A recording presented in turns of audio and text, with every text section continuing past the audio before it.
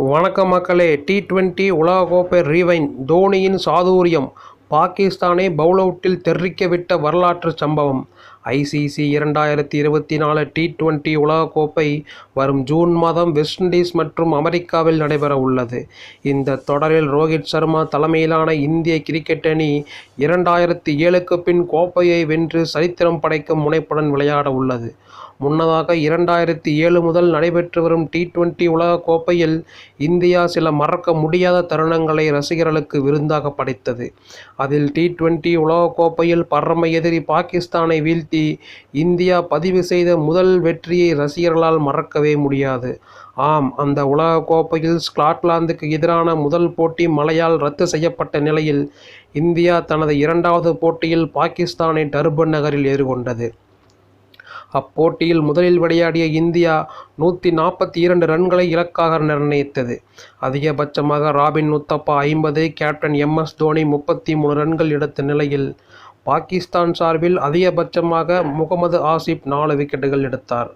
அதைத் தொடர்ந்து சேசிங் செய்த பாகிஸ்தான் அணிக்கு சல்மான் பட் 17, இம்ரான் நசீர் 7, கம்ரான் அக்மல் 15, யூனிஸ் கான் 2, கேப்டன் ஷோயப் மாலிக் 20, ஷாஹித் அஃப்ரிடி 7 என முக்கிய பேட்ஸ்மேன்கள் குறைந்த ரன்களில் அவுட் ஆகி ஏமாற்றத்தை கொடுத்தனர்.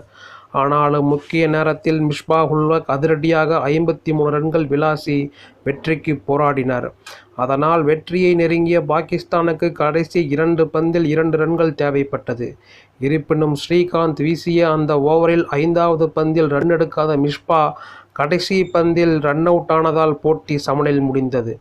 அதைத் தொடர்ந்து வெற்றியாளரை தீர்மானிப்பதற்காக கால்பந்து போல கிரிக்கெட் வரலாற்றிலேயே முதல் முறையாக பவுலர் விதிமுறை கடைபிடிக்கப்பட்டது.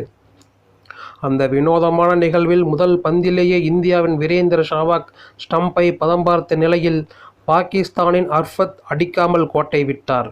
அதேபோல 2வது பந்தில் ஹர்பஜன் சிங் துல்லியமாக ஸ்டம்பை தெறிக்கவிட்ட நிலையில் பாகிஸ்தான் சமீர் உல் மொத்தமாக தவறவிட்டார். கடைசியில் இந்தியாவின் பகுதி நேர பவுலரான ராபின் உத்தப்பாவும் ஸ்டம்பை துல்லியமாக அடித்து தொப்பியை கழற்றி ரசிகர்களிடம் பாராட்டுகளை வாங்கினார்.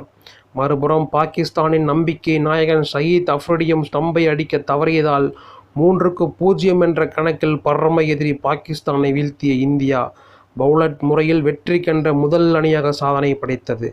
அந்த நிகழ்வில் பாகிஸ்தான் கீப்பர் கம்ரான் அக்மல் ஸ்டம்புகளுக்கு பின்னால் சாதாரணமாக நின்று கொண்டிருந்தார்.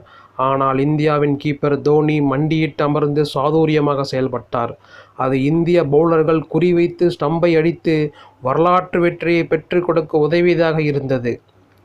அந்த வகையில் ரசிகர்கள் கனவிலும் நினைத்து பார்க்காத பவுலர் வெற்றியுடன் வித்தியாசமாக தொடரை துவங்கிய இந்தியா கடைசியில் அதே பாகிஸ்தானை வீழ்த்தி சாம்பியன் பட்டம் வென்றது குறிப்பிடத்தக்கது.